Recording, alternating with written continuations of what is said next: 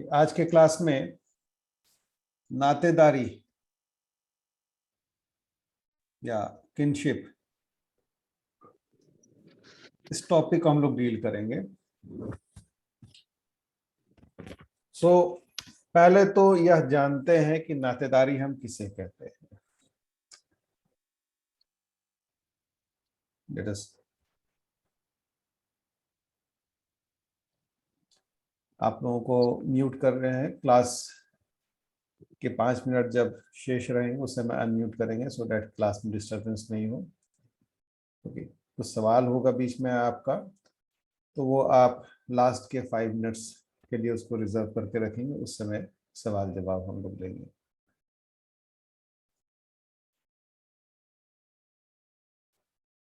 ना डायग्राम से इसे हम समझने की कोशिश करते हैं। ओके, से कोई सा भी एक फैमिली है, ये एक छोटा सा फैमिली है, हम दो हमारे दो। ओके, कोई भी एक ले ले, उदाहरण ले ले। मान लीजिए कि ये किसी एक फैमिली को डिनोट कर रहा है, ई स्टैंड्स फॉर ईगो। या यहां पर मान लीजिए कोई एक काल्पनिक नाम लेके चलते हैं, राजेश। तो ये राजेश की फैमिली है, ये राजेश के पिता है, ठीक है, ये राजेश की माँ है, ये राजेश की बहन है। ओके, ये वाला जो रिलेशन होता है, ये इक्वल टू साइन, ये एफिनिटी को डिनोट करता है या विवाह संबंध।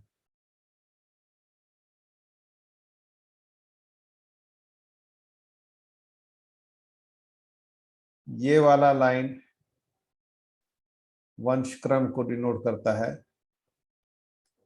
या लीनिएज, वर्टिकल लाइन, ठीक है, वर्टिकल लाइन लीनिएज। ये हॉरिजॉन्टल लाइन कोलैटरल्स या सहोदरज संबंध, भाई बहन के साथ का जो रिलेशन होता है वो ये हॉरिजॉन्टल लाइन से। तो ये मेनली यही लाइंस हम लोग यूज करते हैं कोई सा भी फैमिली ट्री बनाने के लिए या फिर एक्सप्लेन करने के लिए।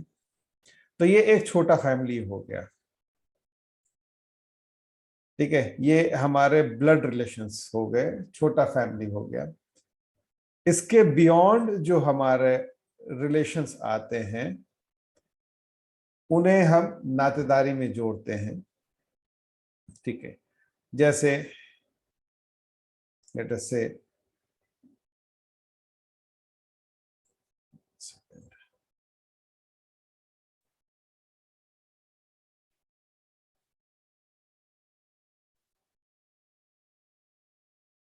ये राजेश के पिता के भाई हुए, ये उनकी बहन हुई। तो राजेश के ये क्या हो गए, ये चचा हो गए, ये क्या हुई, फूफी हुई। ये इनके रिश्तेदार में आएंगे। ये चचा की पत्नी हुई, तो ये क्या हो गई, राजेश की चाची। ये फूफी के हस्बैंड हुए, क्या हो गए, फूफा। ये भी रिश्तेदारी में आएंगे। अब इनके बाल बच्चे होंगे, ठीक है, मान लीजिए इनकी 2 बेटियां हैं, इनके एक बेटा एक बेटी। तो ये राजेश के क्या होंगे, ये भी सहोदरज होंगे, लेकिन जिन्हें हम कहते हैं कजन्स। कजन्स को हम लोग सहोदरज, ये प्राथमिक स्वजन हुए, ठीक है। ये जो दोनों है राजेश की ये सिस्टर हुई, ये प्राथमिक स्वजन, प्राइमरी किन्स, ठीक है। प्राथमिक स्वजन में ये सभी आएंगे। ये द्वितीयक स्वजन है, सेकेंडरी किन्स है। अब ये भी कजन है, ये चचेरा चचेरी बहन है। मान लीजिए इसे हम लड़के से डिनोट कर देते हैं, ये चचेरा भाई, ठीक है, चचेरी बहन, और ये चचेरा भाई। इन्हें हम क्या कहेंगे? सलिंग सहोदरज।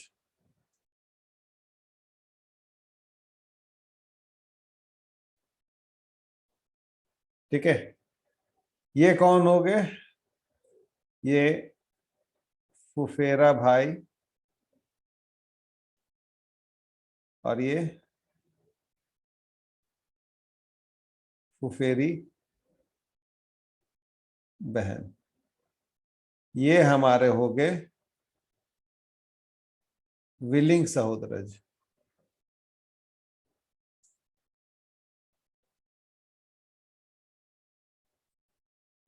ठीक है, ये पैरेलल कजिन्स बोलते हैं इंग्लिश में, पैरेलल कजिन्स।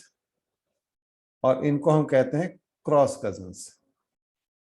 ये पैरेलल और क्रॉस किस बेसिस पर होता है कि अगर जो इनसे हम कैसे जुड़े हैं, इन पहला ये पिताजी और ये चाचा। ठीक है, तो हम जो जुड़े हैं इन दोनों के माध्यम से जुड़े हैं। राजेश जो जुड़ा है अपने चचेरी बहन चचेरा भाई से, वो पिता और चाचा के माध्यम से। तो पिता और चाचा क्या है? एक ही लिंग के हैं, मेल हैं, तो सरलिंग या पैरेलल कजन। फिर यहां पर आइए, तो ये है फूफी, ये फुफेरा भाई बहन है। तो हम फुफेरे भाई बहन से कैसे जुड़े हैं? पापा की बहन से। तो पापा मेल, बहन फीमेल, विलिंग। ठीक है, लिंग अलग अलग है, विपरीत लिंग। ये सरलिंग, एक लिंग। तो फुफेरे भाई बहन जो है वो विलिंग सहोदरस कहलाते हैं हमारे।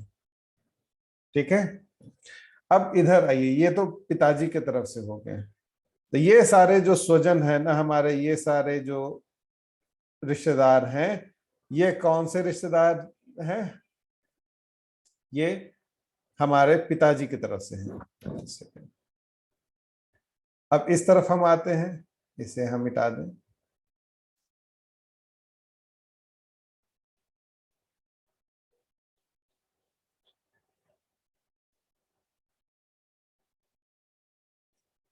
माँ की तरफ से हम आते हैं। ठीक है, ये हमारे पितृवंशीय स्वजन है।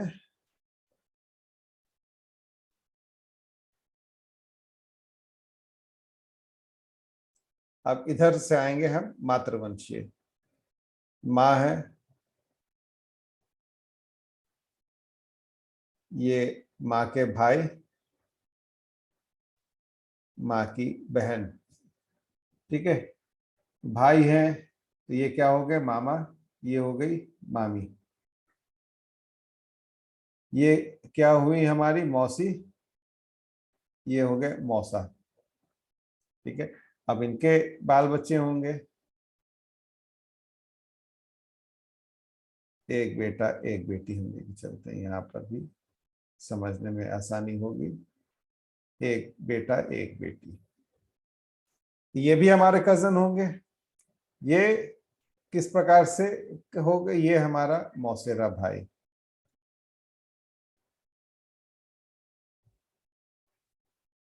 ये मौसेरी बहन, या इसे हम खलेरा भी कहते हैं, खाला। खलेरा भाई, खलेरी बहन।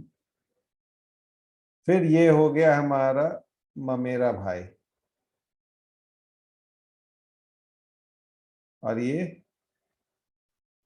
ममेरी बहन। ठीक है, ये भी हमारा सलिंग और विलिंग सहोदरज होंगे। अब इनमें से कौन सलिंग सहोदरज होगा, कौन विलिंग?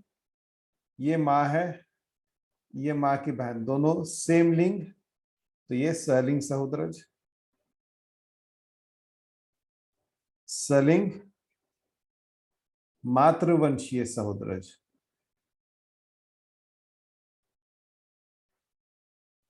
ज्यादा स्पष्ट क्या होगा?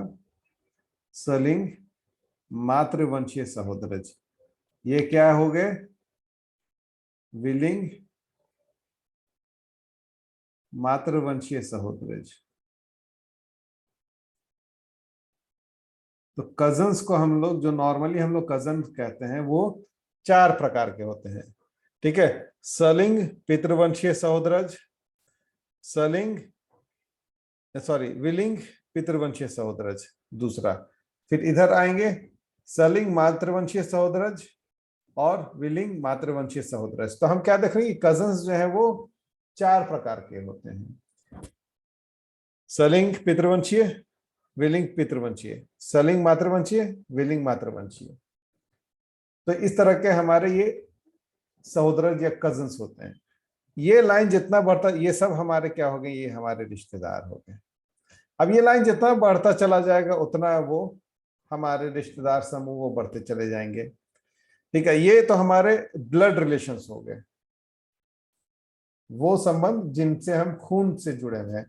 दूसरा संबंध जो होता है जिनसे हम विवाह के माध्यम से जुड़े होते हैं। तो संबंध 2 प्रकार के होते हैं, एक खून के रिश्ते और दूसरा विवाह के माध्यम से जुड़े हुए होते हैं।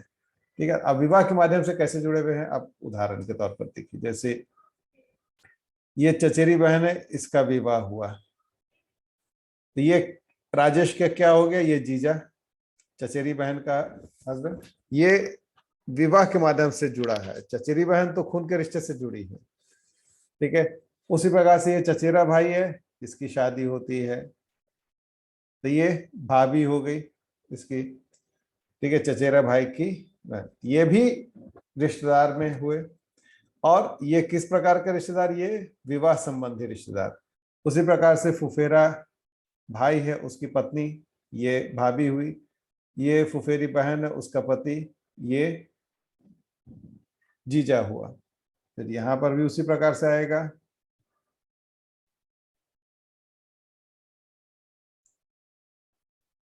तो ये सभी विवाह के माध्यम से जो हमसे जुड़ रहे हैं ना, वो सभी विवाह संबंधी हुए हैं। जो रक्त के माध्यम से हमसे जुड़ रहे हैं, ब्लड रिलेशंस के माध्यम से, वो रक्त संबंधी हुए। तो रिश्तेदारी में हम लोग दोनों को काउंट करते हैं, विवाह संबंधी और रक्त संबंधी। अलग अलग समाजों में अलग अलग प्रकार की मान्यताएं होती हैं। कुछ समाजों में विवाह संबंधी को प्राथमिकता दी जाती है, तो कुछ समाजों में रक्त संबंधी को ही मान्यता दी जाती है, विवाह संबंधी का कोई महत्व नहीं होता है। कुछ समाजों में दोनों तरफ महत्व होता है, विवाह संबंधी को भी महत्व देते हैं और फिर हम रक्त संबंधी को भी महत्व देते हैं। तो है क्या कि संबंध हमारे दोनों प्रकार के होते हैं। ठीक है, विवाह संबंधी भी होंगे और फिर रक्त संबंधी भी होंगे ना। अब ये लाइन बढ़ता चला जाएगा। अब ये चचेरी बहन है, इसका विवाह हुआ, इसके संतान होंगे, एक बेटा एक बेटी, उसी प्रकार से इन लोगों के भी। तो ये हमारा रिश्तेदारी जो नेटवर्क है, ये बढ़ता चला जाएगा। ये चचेरी बहन का जो बेटा या बेटी है, वो राजेश का क्या लगे, राजेश इनके मामा हुए। ठीक है, ये चचेरा भाई है, उसके बाल बच्चे हैं, तो राजेश क्या हो गए, वो चाचा हुए। उसी प्रकार से यहाँ पर भी सारे ये समझ, तो ये रिलेशन जो है, ये किनशिप जो है, ये बढ़ता चला जाता है हमारा। इन्हें ही हम रिश्तेदारी में हम काउंट करते हैं या नातेदारी में हम काउंट करते हैं। तो फिर से हम देखते हैं कि संबंध हमारे 2 प्रकार के हो रहे हैं। एक हो गया रक्त संबंधी और दूसरा हो गया विवाह संबंधी। रक्त संबंधी जिनसे हम रक्त के संबंधों से जुड़े हुए हैं या ब्लड रिलेशन से हम जुड़े हैं। विवाह संबंधी जिनसे हम विवाह के माध्यम से जुड़े हैं। तो विवाह संबंधी 2 प्रकार के होते हैं, रक्त संबंधी के विवाह संबंधी, ये हमारे विवाह संबंधी हुए। और ये ए बी, बी क्या हो गया, विवाह संबंधी के रक्त संबंधी। उधर रक्त संबंधी के विवाह संबंधी। अब रक्त संबंधी मान लीजिए कौन हो गया, रक्त संबंधी भाई हो गया, के विवाह संबंधी भाई की वाइफ जो है वो विवाह संबंधी है। तो ये भाभी जो हुई, भाई की वाइफ क्या हो गई, भाभी, ये आपके विवाह संबंधी हुए। ठीक है, विवाह संबंधी के रक्त संबंधी, ठीक है, ये राजेश है, राजेश की पत्नी, ठीक है, ये इसकी विवाह संबंधी है। राजेश की पत्नी जो है वो विवाह संबंधी है। पत्नी के पिताजी, माँ, बहन, भाई, तो ससुर, सास, साली, साला, ये सभी क्या हो गए, ये भी विवाह संबंधी हुए। तो विवाह संबंधी के रक्त संबंधी, ये पत्नी के रक्त संबंधी है, वो आपके विवाह संबंधी हुए।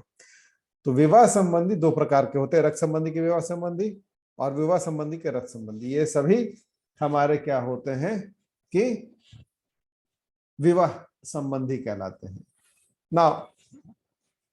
रिश्तेदारी हमने क्या देखा कि इस प्रकार से होता है, ये रिश्तेदारी नातेदारी नेटवर्क है, और ये धीरे धीरे धीरे करके ये बढ़ता चला जाता है। Just a second, hold on.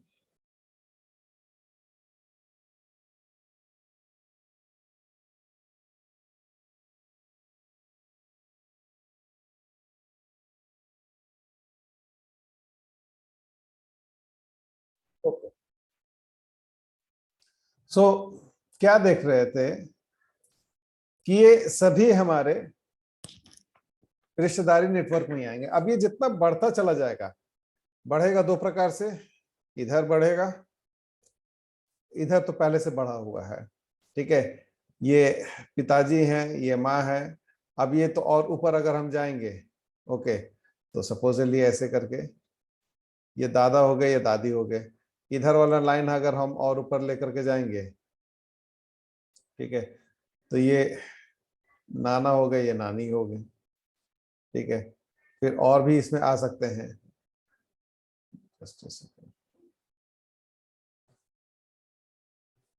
Okay, इसमें और भी आ सकते हैं,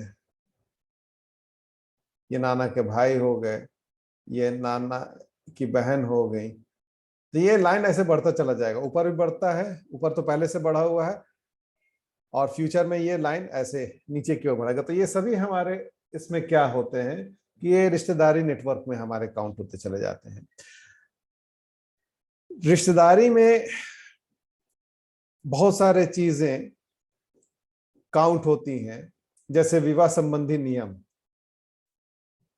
हम किनसे विवाह कर सकते हैं, नहीं कर सकते हैं, ठीक है। तो दो प्रकार का होता है, एक्सोगैमी होता है, एंडोगैमी होता है, बहिर्विवाह और अंतर्विवाह।